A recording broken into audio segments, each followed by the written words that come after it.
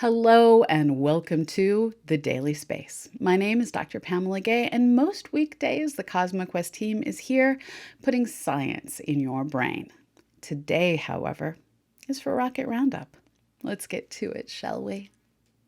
On July 17th, the United Launch Alliance Intern rocket program launched 3 rockets named Bacon, lettuce, and tomato from the Hudson Ranch launch site in Pueblo, Colorado.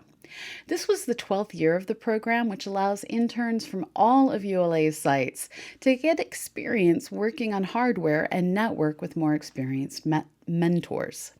The 3 rockets were identical, and each was powered by an O-class motor, a type of high-power sport rocket motor that allowed them to reach an altitude of 1.2 kilometers.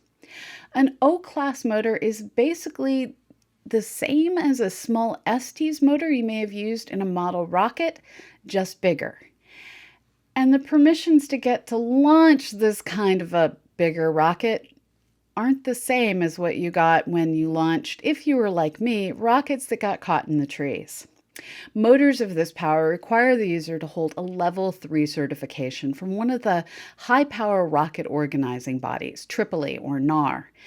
And you don't just get the Level 3 certification. A Level 3 certification requires the user to have a Level 2 certification first and have experience flying the complex Level 2 rockets.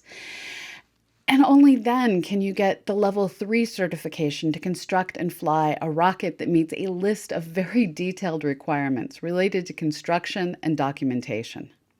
Many different payloads, including parachute tests, airbag deployments, and even simulated Mars and lunar landers were on the rockets from 20 teams, ranging from K through 12 groups all the way to universities from all across the country, from Massachusetts to California to Texas. Let's watch one of those launches. 3, 2, 1, 0.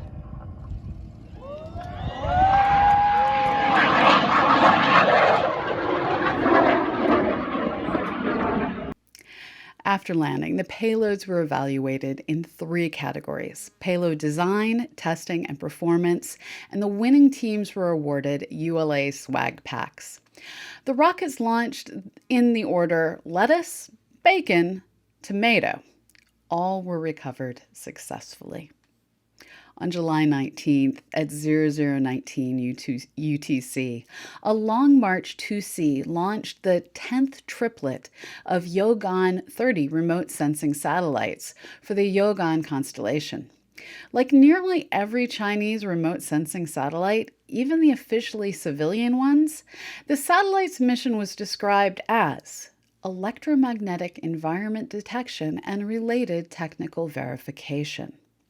Also on board was the Tianqi 15, part of a commercial Internet of Things constellation. One interesting thing about this launch is that the Long March 2C rocket had parachutes on its fairings, though not for recovery and reuse, but to constrain the place that they impact after separation. While previous Long March rockets have had chutes on the fairings, this vehicle had parachutes that opened higher than the previous flights to further reduce the size of the impact area. Let's watch the launch.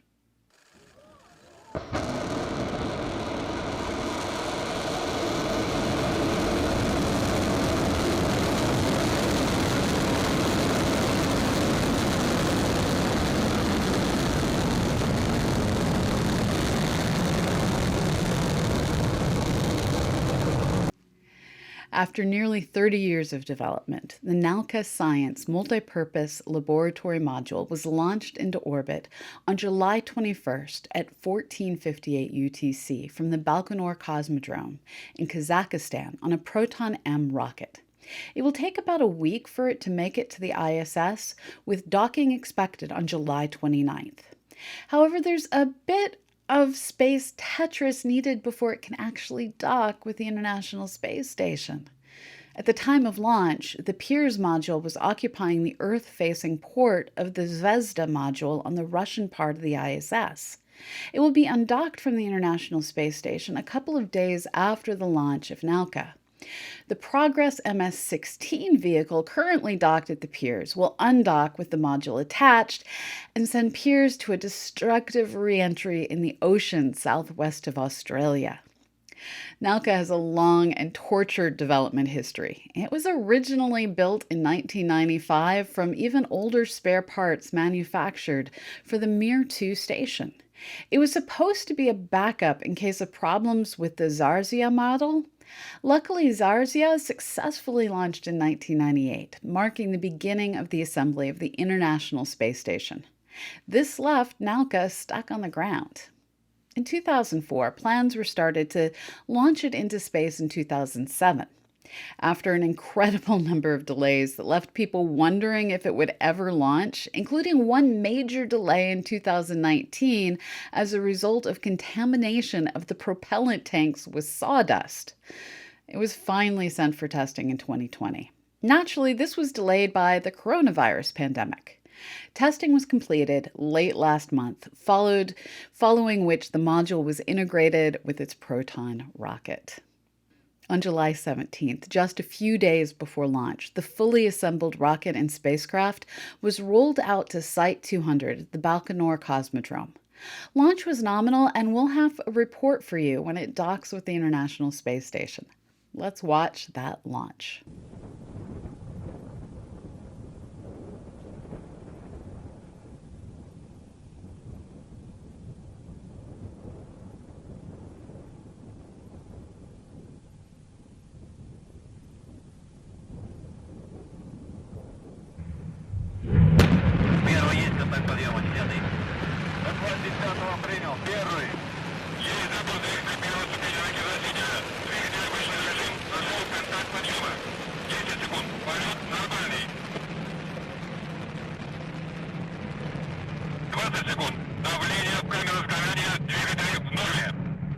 There was so much rocket launch going on that it's just going to keep going, but we need to take a commercial break first. Stay tuned.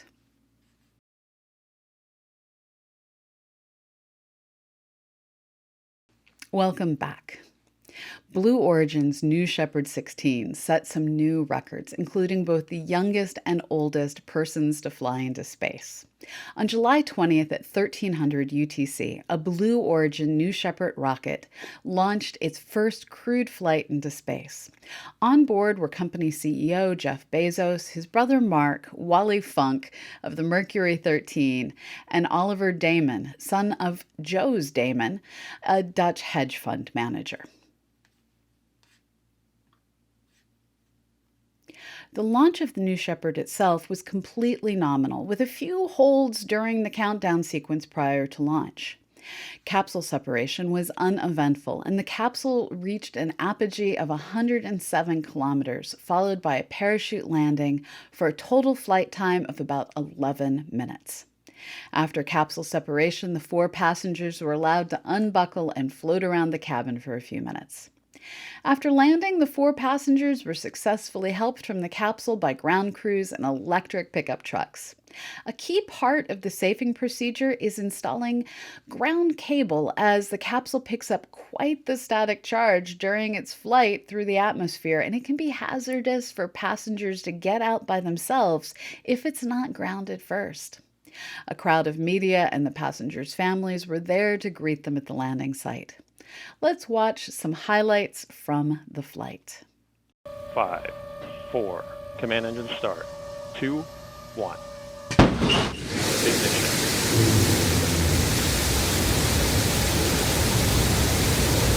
We have liftoff. Shepard cleared the tower. And New Shepard has cleared the tower on her way to space with our first human crew.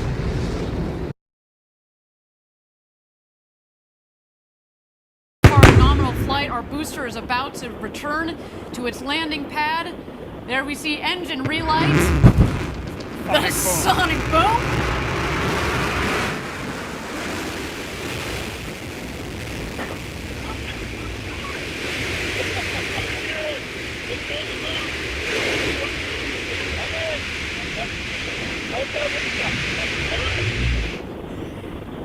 And booster touchdown welcome back new Drogues, stand by drogues.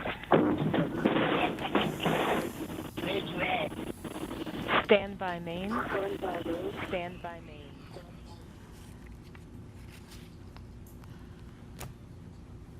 Oh, so far, a nominal flight. Here comes the crew capsule back from space.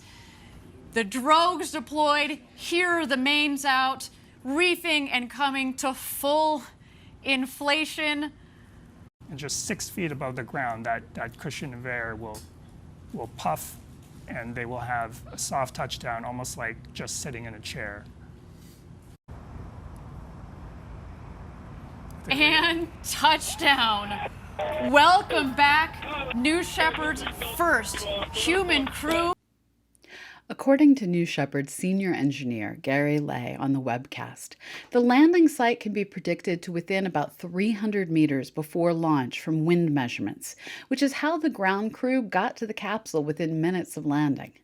They were whisked away to a press conference where they talked about their experiences, reminiscent of classic space press conferences from the Apollo era. As I mentioned at the beginning of the story, there were several records set, including those for the youngest and oldest people to go to space.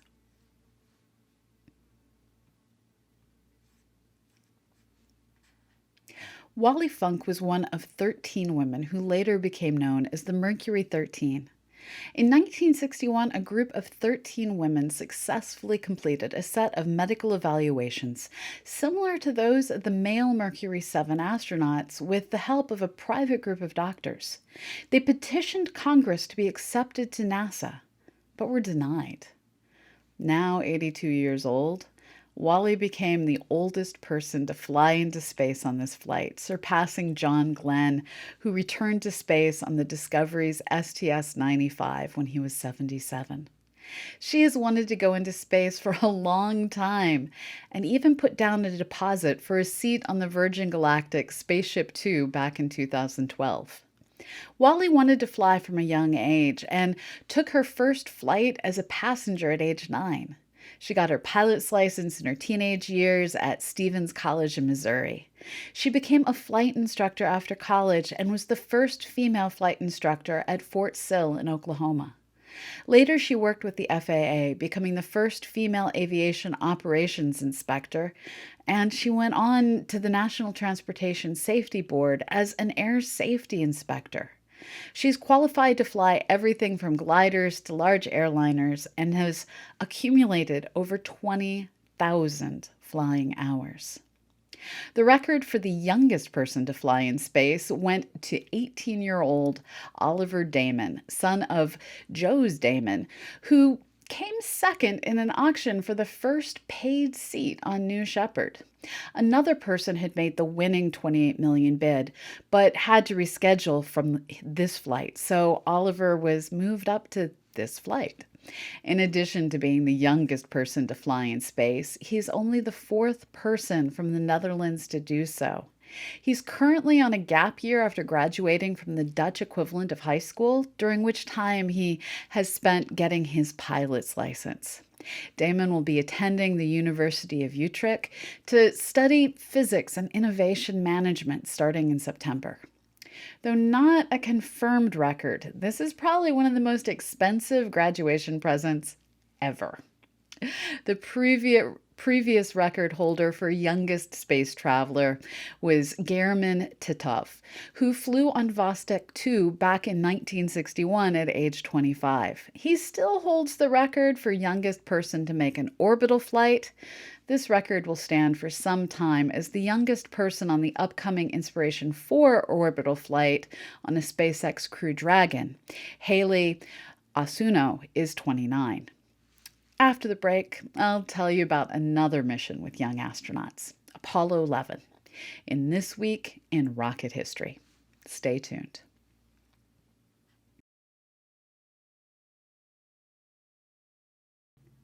This Week in Rocket History, Apollo 11. Apollo 11 launched from Pad 39A at Kennedy Space Center on July 16, 1969 at 1332 UTC. About 3 days later, on July 20th, Neil Armstrong and Buzz Aldrin became the first humans to land on the lunar surface after leaving Michael Collins in the command module Columbia in lunar orbit. The landing was almost aborted early in the descent after the 1201 and 1202 master program alarms flashed on the computer display several times. Neither crew member had any idea what the alarm meant, but 2 flight controllers in mission control remembered the alarm from a simulator run and knew it wasn't an issue, clearing Neil and Buzz to continue to the surface. So that 1202 master alarm, what was it and why was it okay to ignore it? Basically, the alarm was the computer screaming at the commander that it had been given too much to do at one time, which caused it to become overloaded. And I'd scream too if you did that. In order to correct the issue, the pilot needed to turn off some functions. The overload was caused by running the descent program and the rendezvous radar at the same time, which had been started by Buzz to save time in the event of an abort. The 1201 alarm is probably something you may have experienced yourself. It signaled that the overload was from a program loaded into RAM. RAM at the time was only 4 kilobytes, so it didn't take much to cause an overflow. The alarms weren't the end of the excitement during this very eventful landing. Most of it was done on autopilot, but Neil took over manual control after he saw the landing site the computer was headed to was filled with massive boulders. He came within what he thought was about 25 seconds of depleting the propellant in the descent stage. At that point, he should have had 120 seconds worth of propellant in reserve.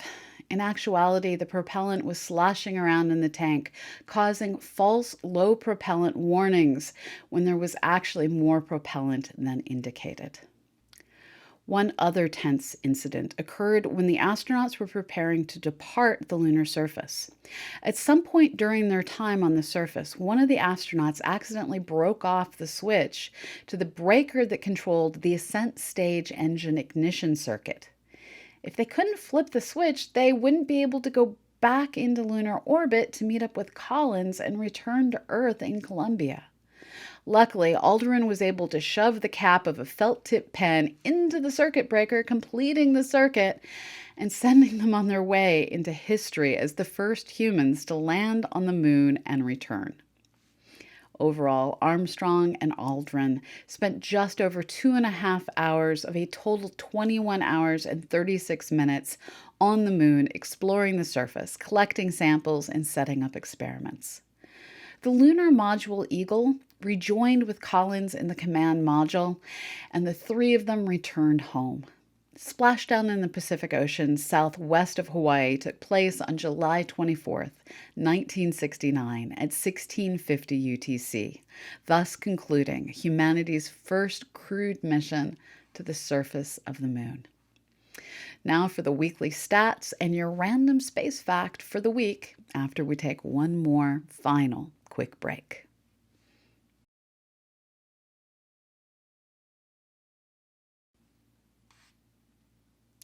To wrap things up, here's a running tally of a few spaceflight statistics for the current year. Toilets currently in space, 8.